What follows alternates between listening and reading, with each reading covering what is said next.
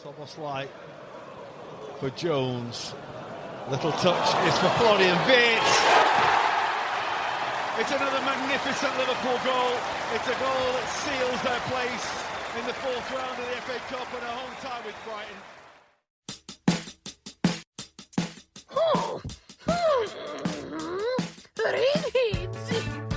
Redheads. Redheads. Redheads. So sick. So sick. Redheads. Welcome to Redheads, your West Coast-based Liverpool Football Club podcast. Tell them. Here we go. This is one of your co-hosts speaking. Ian Locke is my name. Oh, God. Joined as always by my co-pilot. I felt like a little, anyway. James Morris. Smooth as always, Ian. I am your co-pilot. I'm flying this plane right now, but I'm about to pass the controls back to you. But I'm doing good. I'm doing good. It's been a big week for Liverpool, surprisingly. It's another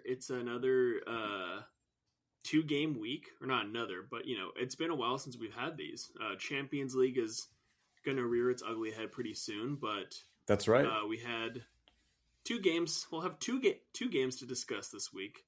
We had the Arsenal game last Thursday, and then this Barnsley win in the FA Cup on Monday. I don't know how much you want to get into the Arsenal game, since that was kind of a week ago now, or a few days ago at least now. But I do want to touch on it because I think it was actually one of the better performances besides it being a 0-0 draw. I want to get into it. Yeah. How are you feeling on the back of this little two game stretch? I mean, we'll talk about it a little bit more. Thank you, Ian. About the Barnsley game. I have to admit, look, Barnsley's in League One, but I'm feeling pretty good.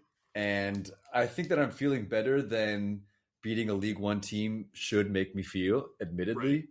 Right. But I'm feeling good. I'm just feeling a little bit better. Ekitike came back from injury. He looked good right away. He and Wirtz combined officially now on the score chart, assisted each other both. That's right. So there's more to talk about, I think, on the Barnsley game. But just in general, I'm feeling pretty good. How's it up there? How's it up there in that PNW? It's bone-chillingly cold, but it was 82 here today. Really? Wow. Okay. It was a crisp 48. But yeah, like you, I'm feeling a little bit more rosy about the Reds, I'll say. Now let's get into the Arsenal game first, because I feel like I said before, we gotta slap Gooners.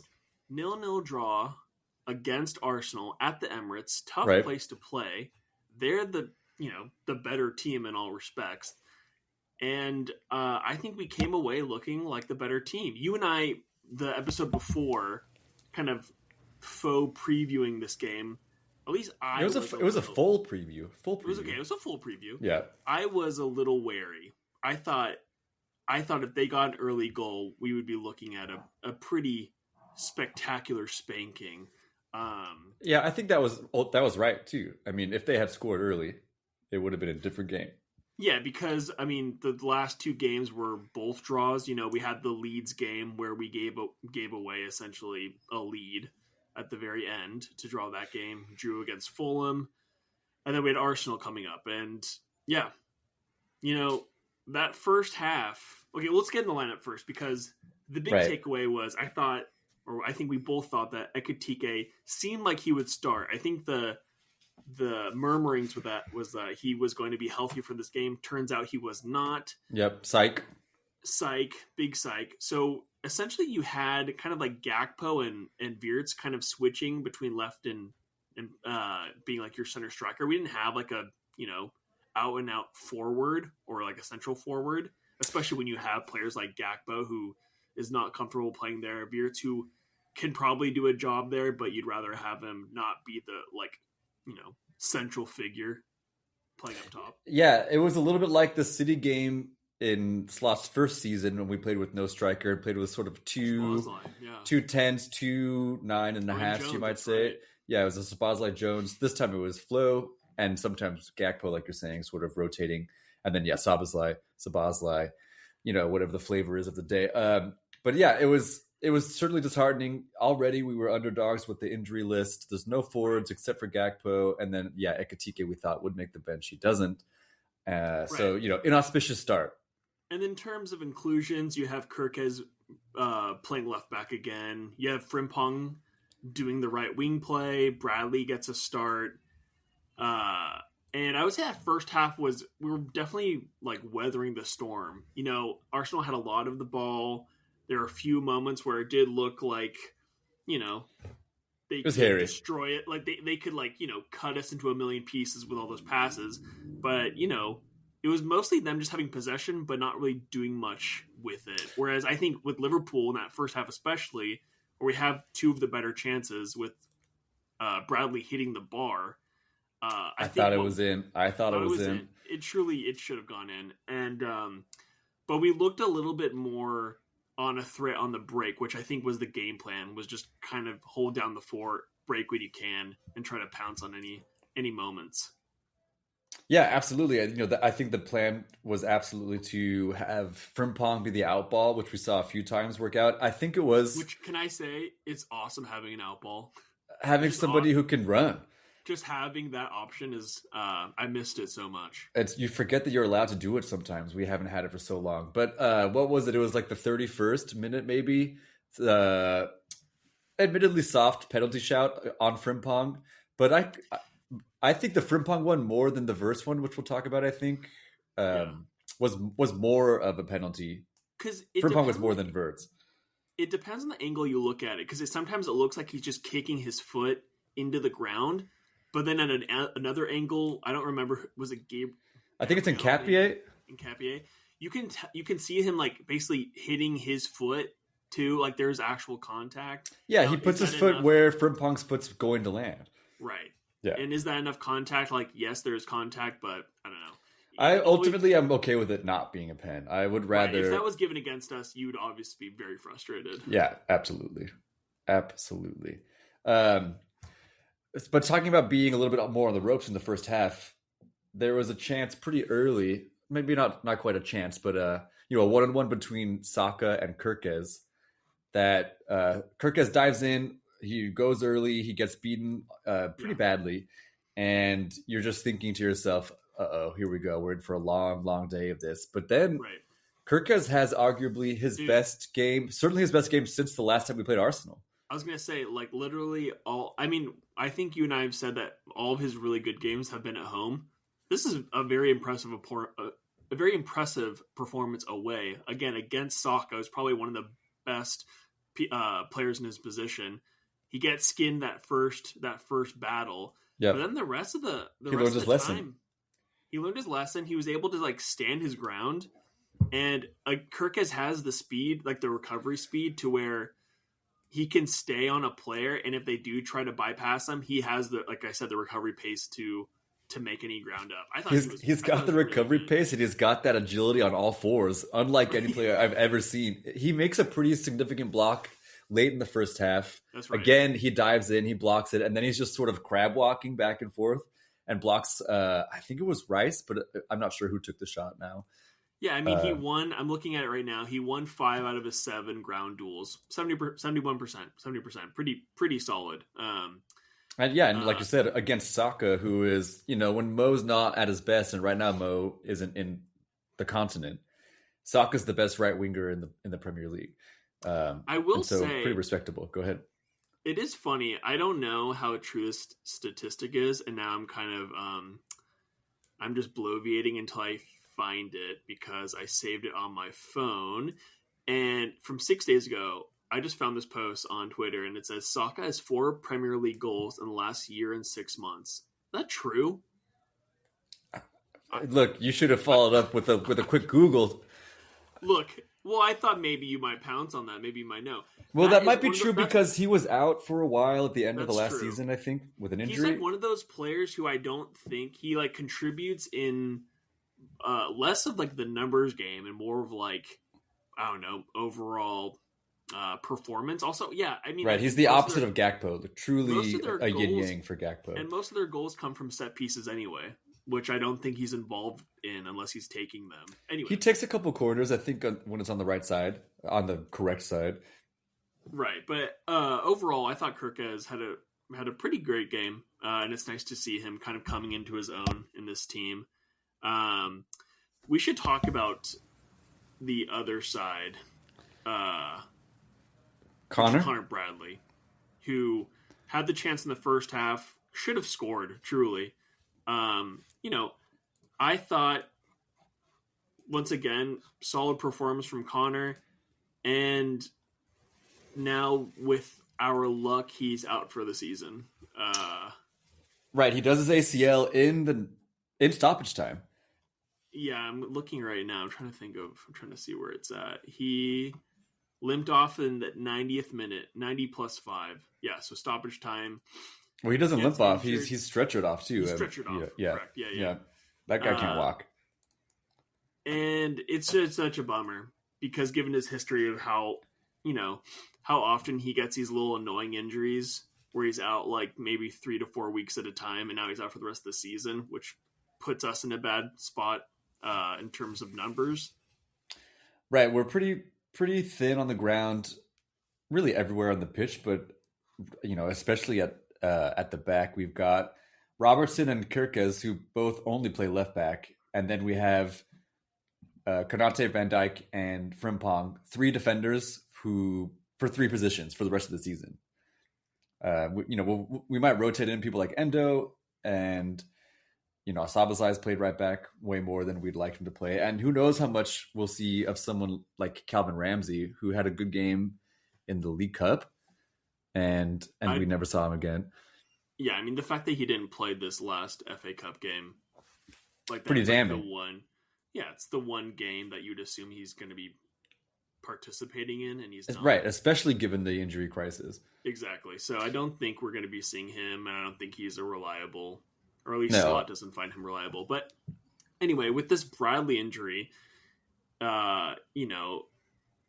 first off, I don't even think, did he just land? I think he landed funny going after a ball, probably twisted something. I mean, like you said, there's no, it's a non-contact injury. Right. Absolutely. Which is a bummer. I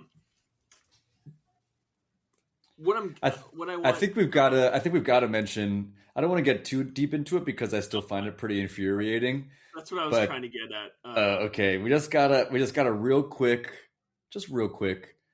Everyone knows across England, across the pond, here on the West Coast, everyone knows Martinelli's a prick.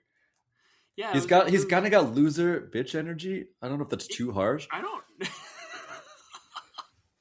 I don't know if it's you that said that he reminds you of Richarlison. But that's like all I can. He's just like so petty and such a little baby. And essentially Bradley goes down with an injury. And again, he's done his ACL, very serious injury. Look, I guess I'm not going to defend Martinelli. He probably didn't know that. Assumed he was time wasting. He didn't have his X-ray specs on. He throws the ball. He throws the ball off Bradley's head in kind of like a petulant rage. And then when he sees that he's still down, tries to pull him off the field. Tries to pick him up. He pushes him on the knee. So and this, mind you, this is after he himself had laid in our penalty box for 2.5 minutes earlier that day. Yeah, he's such a loser. Earlier that day. I think Konate and Virgil and a few other Liverpool players kind of square up, kind of push him around, like, what are you doing? I was doing a little lip reading. I think Konate was basically saying, come see me, down the hall. It's one of those games where, was Jones even on the field? No, so that was interesting about this game as well.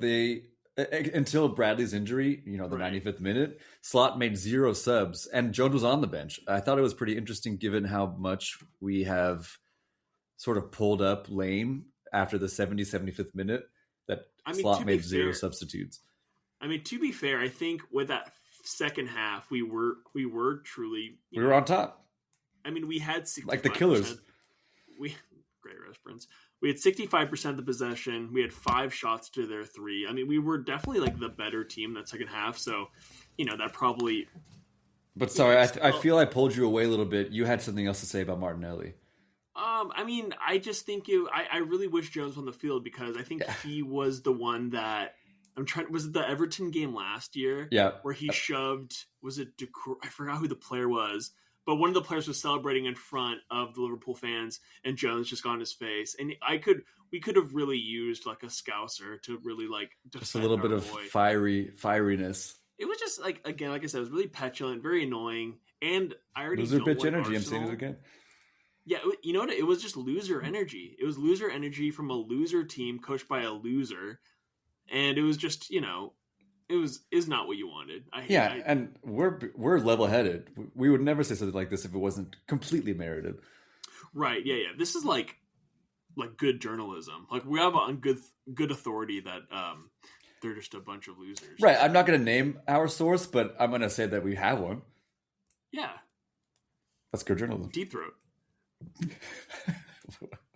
I don't know what that is. Really? What are you talking about?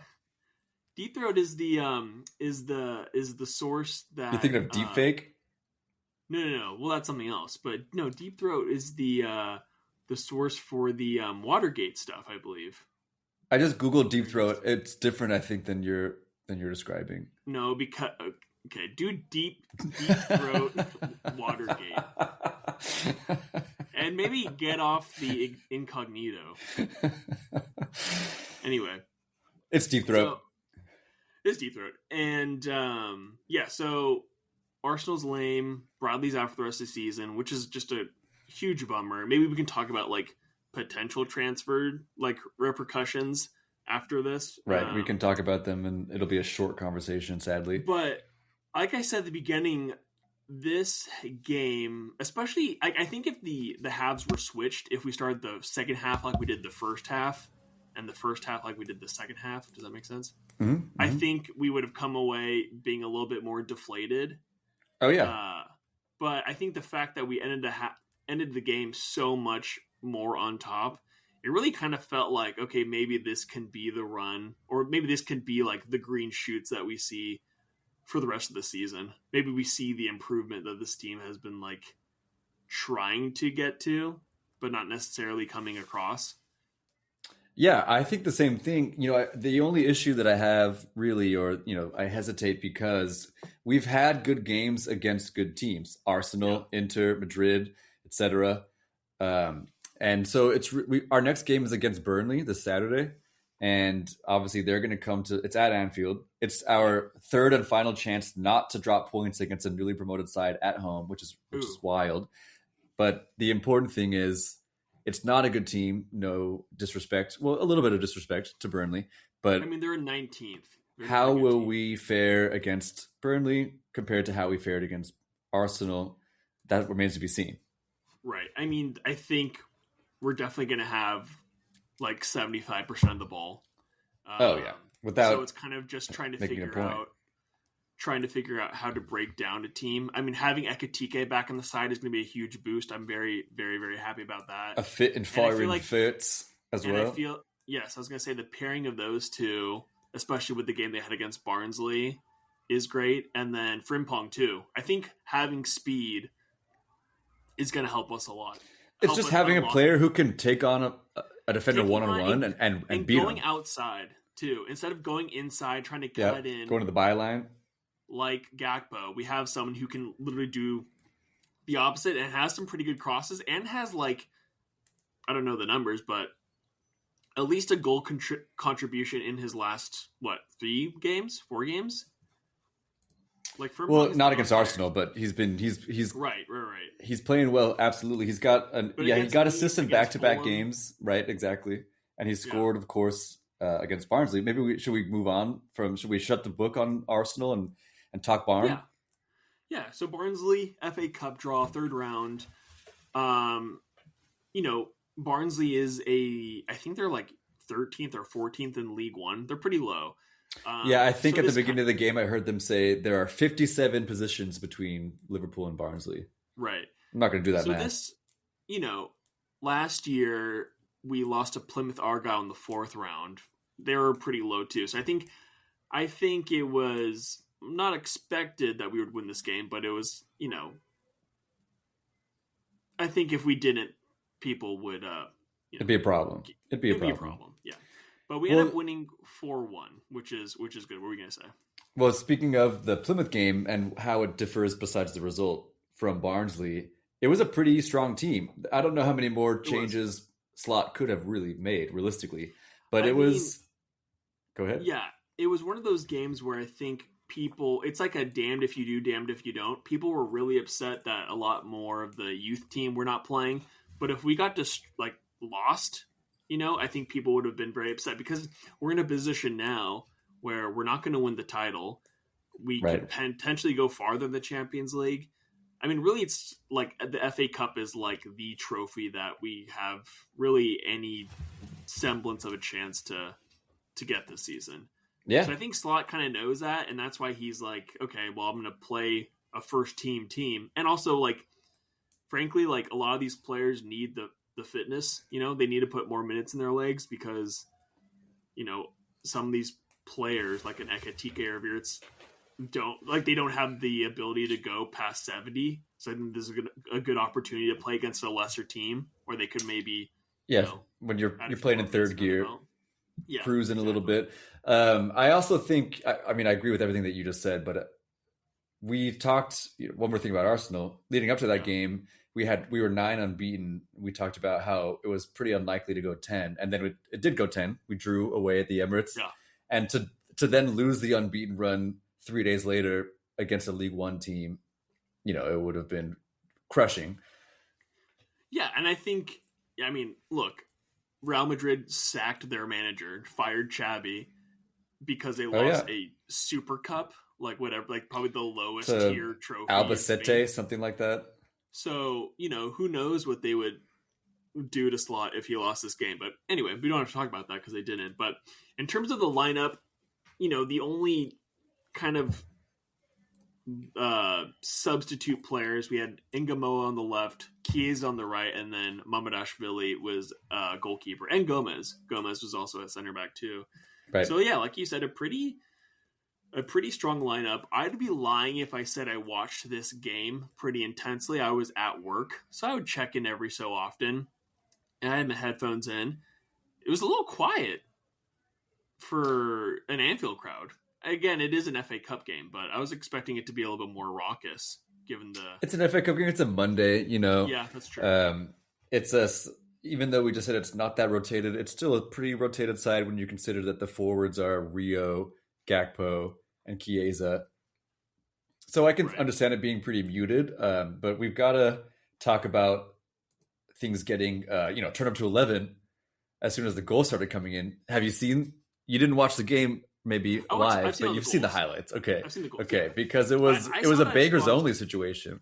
I saw that Shabazai goal without headphones on, and that's because it's too loud. It was just too loud. It was just too loud. I almost blew out my eardrums. But when he scored, it was so nonchalant. It was a nonchalant screamer. Yeah. He ended up doing the Salah little prayer, little yoga pose afterwards. One of my favorite celebrations, actually. Mine as well. But yeah, he looked like he was just a little like this. I'd like to go home now. He seemed embarrassed. Yeah, it was weird. It was a weird celebration. Yeah, he scores a banger. He basically grimaced. Like you said. It's like a 30-minute top left corner. It must have been going, 100 kilometers an hour. I don't know what that translates to in miles. Who could? It was a fastball down the middle, He scores it. It was awesome. Kind of lifts the lid a little bit off Anfield. And it kind of was one, after he scored that, I was like, okay, maybe this is, it might become, I think Manchester City won 10. They won 10-1, yeah. 10-1 the day before. So, but But yeah, after that, we had to wait a little bit longer. 36-minute. Frimpong gets his first goal at Anfield, which was awesome.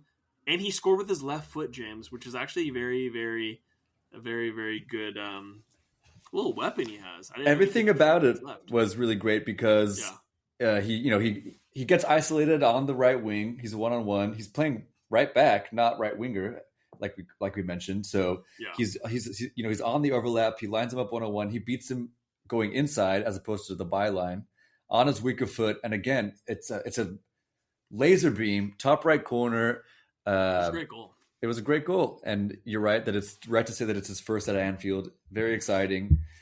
It was funny to see the differences of enthusiasm between him and Szoboszlai. Szoboszlai was very cool, didn't want to be there, and Frimpong acted like it was a World Cup winning goal. It was pretty nice to see. Frimpong was pumped, and I was pumped for him. Pumped. But it was also a weird energy overall because the team around him kind of weren't pumped. There was when after he scores, it pans over to I think Jones, and I thought he was just staring at him like why are you celebrating so hard? But in reality, he was very pumped, and he does a little slap on the head. He gives him a little slap down, yeah. Gives him a little, So very good, James. Very good. What?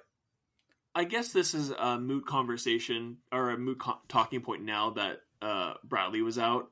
But I was gonna say, would you keep Frimpong on that right hand side even when Salah comes back, maybe for the first couple games? Well, I think would have been an interesting question, but ultimately, I think you're right. It's moot now. He's a right back. Do you think? Yeah, that's a shame. Although there's been a couple times. Go ahead. I was gonna say he can't do the overlap thing.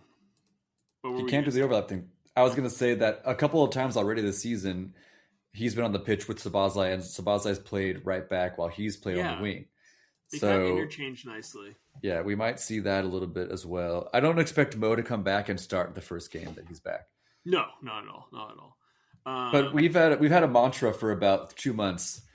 No stupid stuff. Stick to the basics, easy fundamentals. Don't be stupid, and someone's quality will tell, and we'll win the game. What did Szoboszlai do about the 41st minute? Again, it was just nonchalant from Szoboszlai. He just, I think one of the Barnsley players bearing down the goal. Szoboszlai gets the ball from him, goes towards our goal. As he's being pressed, tries to back heel it in the 6-yard box. Inside the box, tries to back heel it, loses control, and Adam Phillips, who was once a Liverpool academy product, puts it into the net, and it's 2-1. And it's all of a sudden game's back on. Game's on. It was really dumb. I was very frustrated with Szoboszlai. I was frustrated. I think it was added though because of the fact that he didn't really celebrate that first goal, so it just felt like, oh, he just doesn't want to be here. He is too good for this. That was the body language I was getting. He didn't celebrate the goal. I'm too good for this. He goes and does a back heel in the 6-yard box. It's wild. Yeah. The disrespect for Barnsley, which say what you will about League One. They get paid to play soccer. You're playing the opponent, in front of you. You're playing the team in front of you, so you kind of had to treat them with some modicum of respect, which lessons learned, hopefully. But yeah, so they're back in the game. And it kind of felt like less alarm bells, but more just why do we keep shooting ourselves in the foot? We didn't have to do this. Right, we were cruising to. Taking all the best players off on the 60th minute, being up 3-0, and suddenly it's a game again. Like we said, I mean, we're so poor at set pieces. At 2-1, Barnsley win a corner, and you're on the edge of your seat. Yeah, and it wasn't until the 60th minute is when the changes come. So Konate comes on for Gomez, Wirtz comes on for Frimpong, Ekitike comes on for Chiesa, which maybe in a perfect world, Slot didn't want to do that. He'd rather be 5-0 up. I was going to say, in a perfect world, he brings on, Welody Lucky, a player who I still haven't seen. Endo comes on to replace somebody like Gravenberch. And, I don't even know what we could have done at forward. Trey Neone could have come on and done a false 9 job. Yeah. So, the cavalry pretty much comes on, and we don't get our third goal until the 84th minute, which, again, a League One team,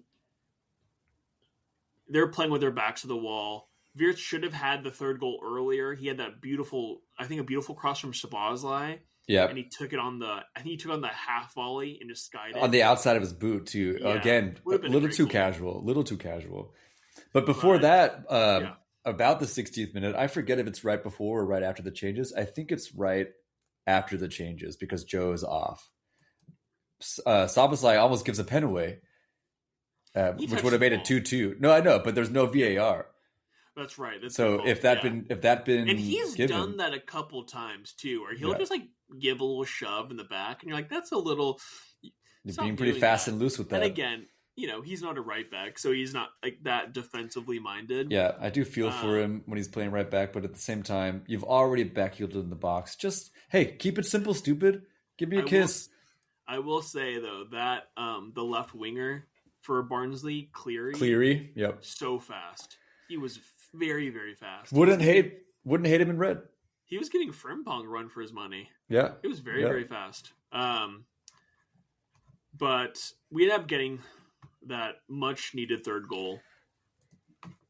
Wirtz scores, assisted by Hugo. You can see the partnership beginning to form. It's very, very exciting. I love the two of them together. And it's another absolute banger. The bang bus is still driving. All aboard the bang bus. It was like you said, he had such an easier chance from the Szoboszlai cross that he fluffs, but then this goal, Ekitike back heel, Megs a defender, Flo picks it up, takes a touch, top right, one of those beautiful. It's sort of a mirror image of the classic Salah goal from 3 years ago. Perfectly weighted. It was a beautiful goal. It was the first time actually that I've seen Flo hit a ball well when he's taking a shot. His shots have always been kind of scuffed or blocked. Yeah, like I've never seen one go,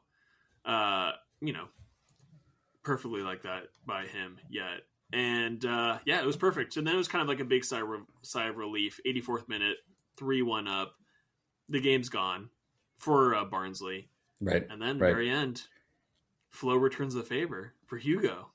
Huge goal, like a team. He gets on the score sheet. He just has a tap in, but it's still a pretty fantastic goal.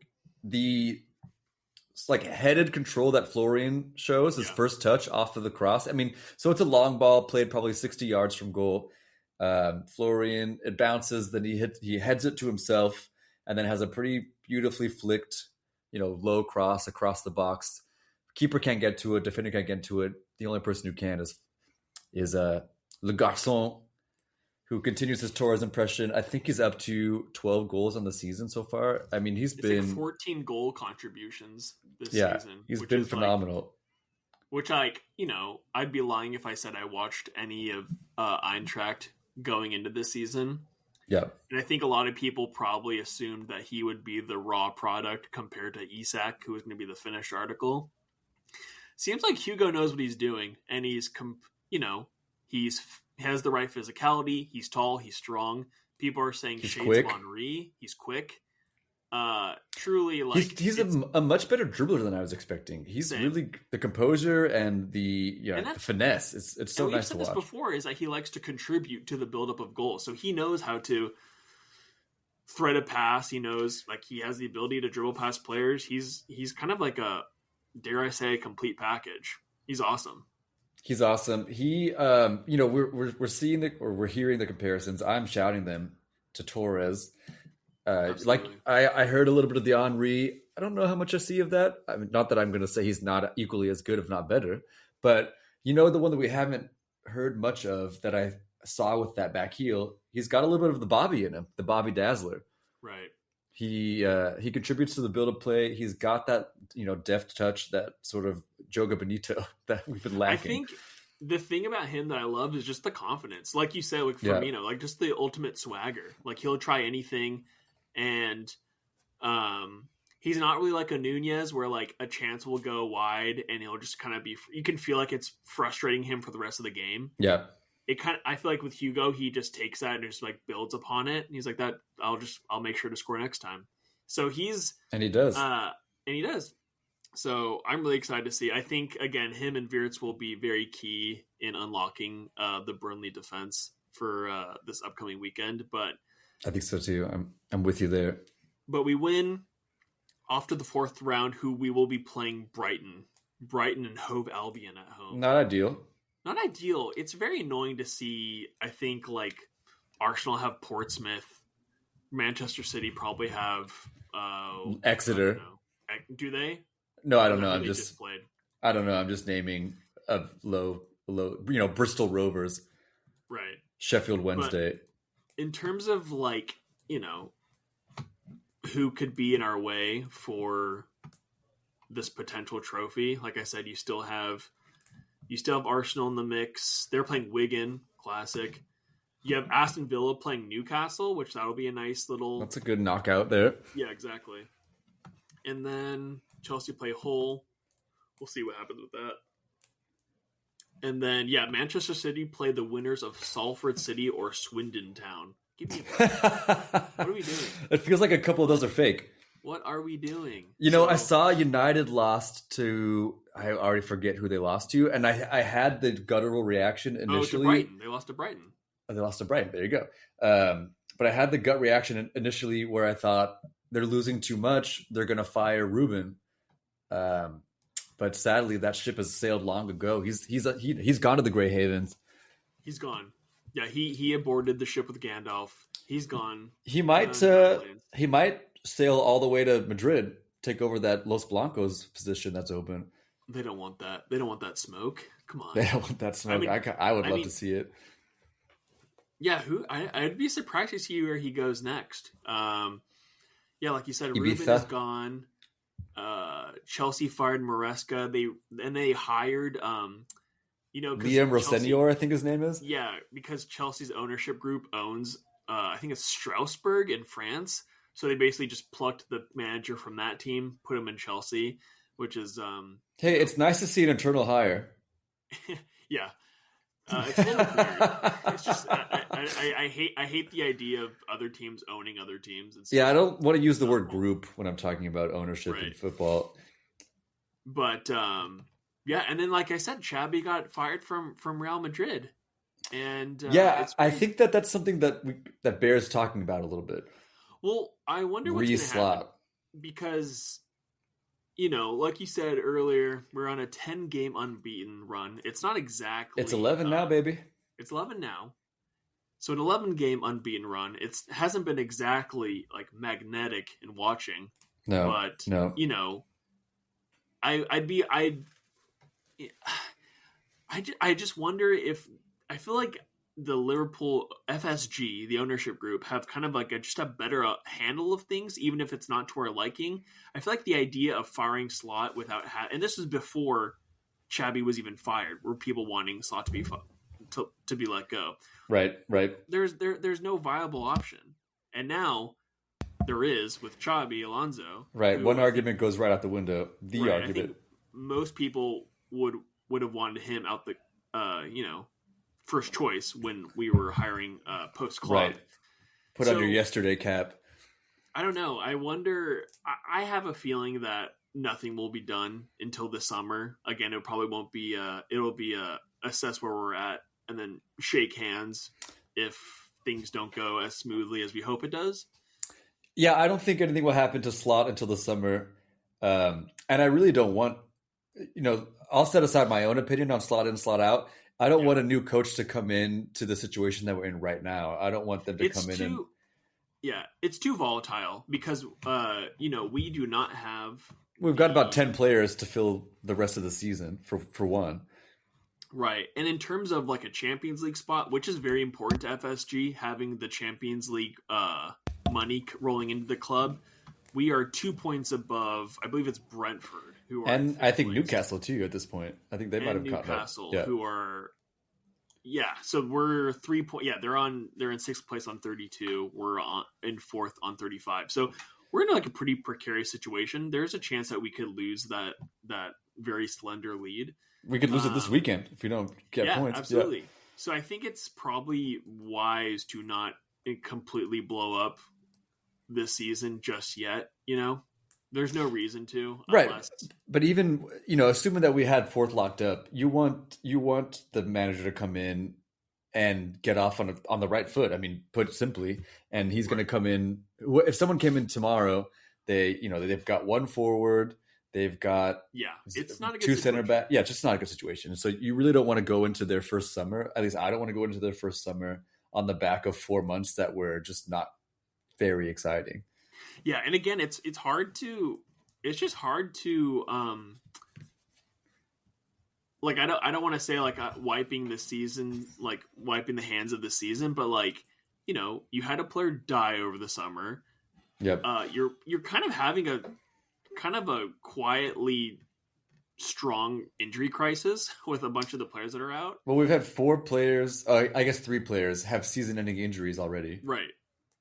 So it's like it's kind of hard just to, and like, yes, even before all this, the play wasn't that exciting or inspiring to that degree. But like, yeah, I feel like the smart money is like he will maintain his job through the rest of the season.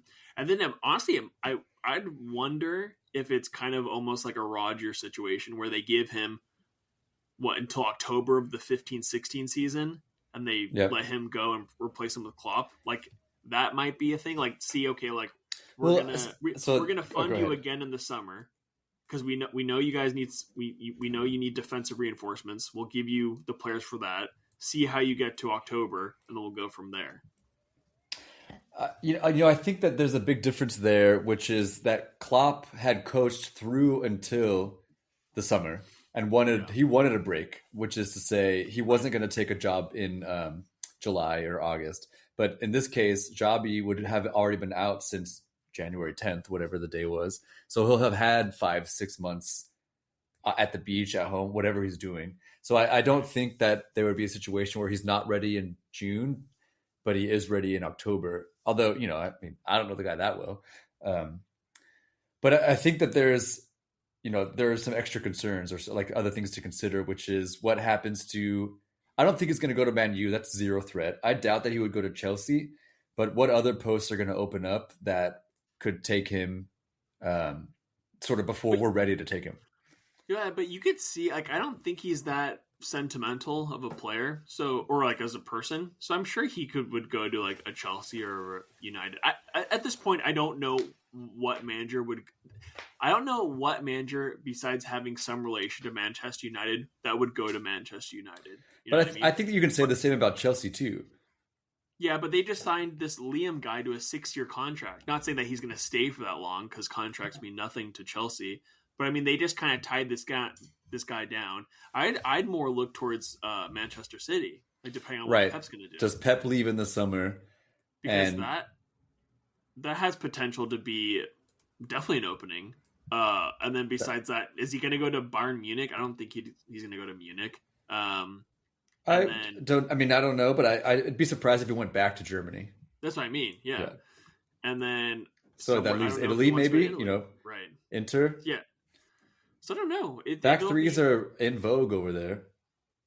Yeah, and I would be lying again too if I watch any of Real Madrid this season. So I have no idea what they look like. Did they even use a back three? Like, I don't. I think you put it the back four, and so that was one of the main concerns, at least rumored originally when Jabi was on the market when we got Slot, is that definitely for Ruben too. Right. Right. For Ruben, exactly. So we didn't want to restructure the club from the ground up around a back three. And now Jabi's shown that he's willing to, forego that. Like adapt, yeah. I don't know. This is going to be very interesting. We haven't talked about it either, but there's the elephant in the room. Is it an elephant? The warthog in the room. Yeah. Is the Wirtz and Frimpong connection. They already have a relationship with Jabi. Too. The best that Wirtz has played in his career, admittedly short so far, was up with Jabi as his coach. Right. And so if we're all chips in on Wirtz, which I think we absolutely are, then maybe it just makes the most sense. It makes the most sense to get Jabi. Yeah. It'll be interesting. I mean, obviously want Liverpool to do well above anything else. So, and if they do, that's my I think number one Slot too. stays. But I think also, in order for that to happen, I think we need to sign someone in January. Oh, you want to talk transfers? Well, to be honest, there's little or nothing to talk about. That's exactly what I was going to say. We've already talked about it. I would say it would be very negligent from the club to go into the rest of the season without someone who can play center back at all. It'd be wild. I think so too. I mean, how much longer are we going to have Joe on the bench? I doubt that he continues through February, for example. So that leaves. Yeah. And he's going to be what? Like, he's going to be your first sub every game he starts. He's going to be subbed off on 60 because you have to manage his minutes. Right, like, Ledley King style. That's a throwback. Anyone from the mid-2000s Tottenham fans. There you go. I think it's at this point doubt that we're going to make a move. Maybe we do, but at the very least, get Elliott back here. What are we waiting for? Yeah, I wonder what's going on with that. I have no idea. I have no idea what's happening because the window shuts on the 31st, right? Yeah, January. Yeah, I haven't seen anything about him potentially. I mean, obviously, I think they want to cut his loan short, or at least Aston Villa don't have any need for him. Right. I don't know if he's even getting on the bench. He's certainly not getting on the pitch. Right. And there's the talk of him potentially going to MLS, which I think he said flatly that he does not want to go, which is fair enough. But yeah. He's homegrown. That solves that problem. We could use him. I mean, he's definitely a pretty good substitute for Wirtz. He's a great sub for Wirtz. He's also, in the simplest sense, he's a body, and we don't have many of those. Yeah, and he's an attacking option too, which is kind of a lot, very, very much needed, especially with Semenyo going to Manchester City. We could just use an attacking player. Yep. To build up the subs bench, because seeing two goalkeepers. I'm tired of that. I'm over that. Yeah, and you put Frimpong on the right. He's right-footed. Elliott on the left. He's never done that for us, but obviously he's left-footed. So instead of the inverted wingers trying to shoot, we've got traditional wingers playing crosses into Ekitike, playing crosses into Wirtz, playing crosses into Isak in May when he returns. It's a shift in paradigm, but the team is shifting, and so I don't know. Let's get it done.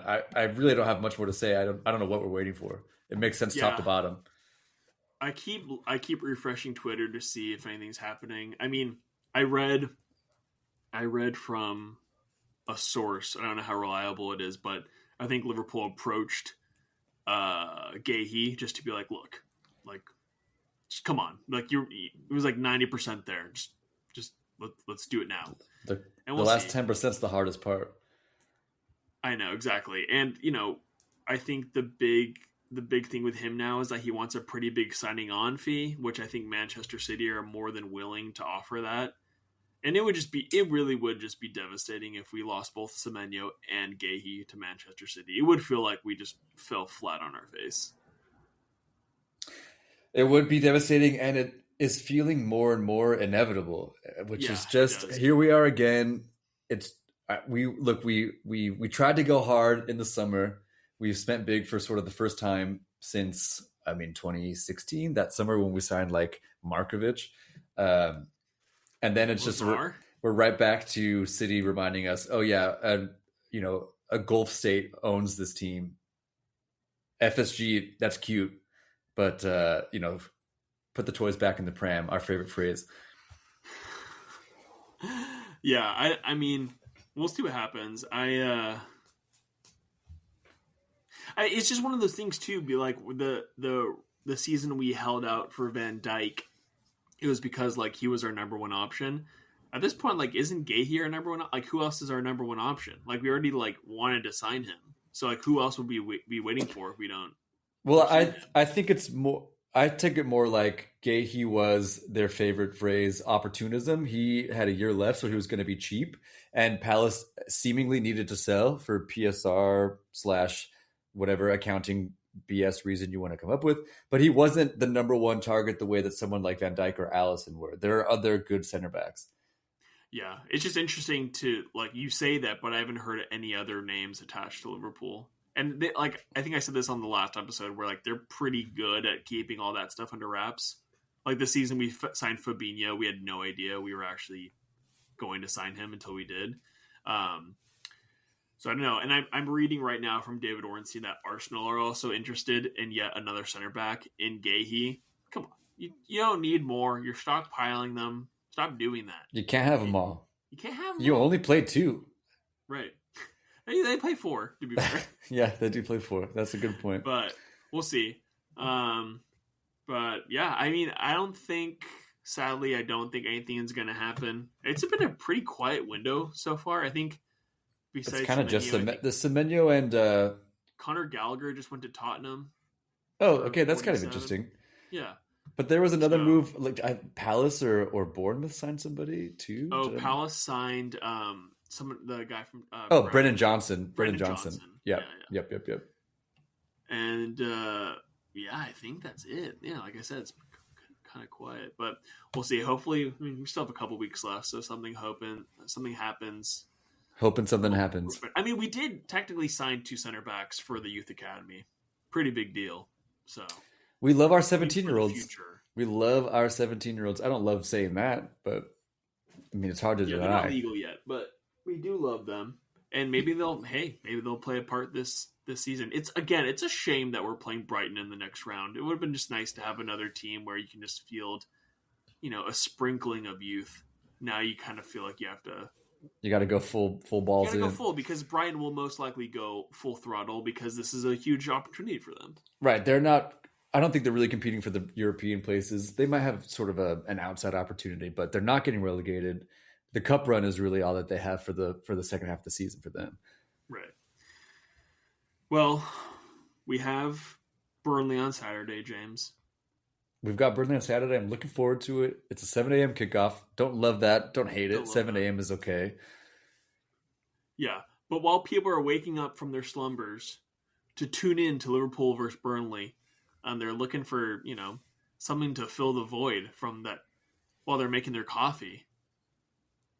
And they're like, I like this podcast, but if only, I don't know, there was a place where they posted pictures and reels. Oh, man. This is long-winded, James. Help me out. I am swinging in Tarzan style to catch your vine. We're posting vines on our reels on Instagram at Redheads Podcast. It is it's getting lively. Things are happening there. Things are also happening on our YouTube channel at Redheads Podcast. It's easy to remember. That one is really kicking off. We're doing shorts, we're doing longs, we're doing vids, we're commenting. We're getting our actually we need a couple of Liverpool Redheads to get our backs here. We're getting Arsenal comments on these posts. Yeah, this is ridiculous. Which I don't love, but hey, you want to fight? Let's fight. And the other place to fight us is any place that you get your podcast: Spotify, Shopify, Calligraphy, Apple Podcasts, Rainy Day, Overcast, Overcatch, Squid Ink. A few of those are real podcast apps, and I'm sure that I named one that you use. And if you are hearing this, I'm talking to you specifically. Give us a 5-star. Give us I love these guys. Give us I've never heard someone be so insightful about the Reds until I listened to this podcast. Anything like that, you can chat GPT it if you really need to. Right. We'd love to hear it. Absolutely. We would love to hear that so much. And with that, James, I got one word for you, baby. I think I know exactly what it is. Give it to me. Peace. Peace.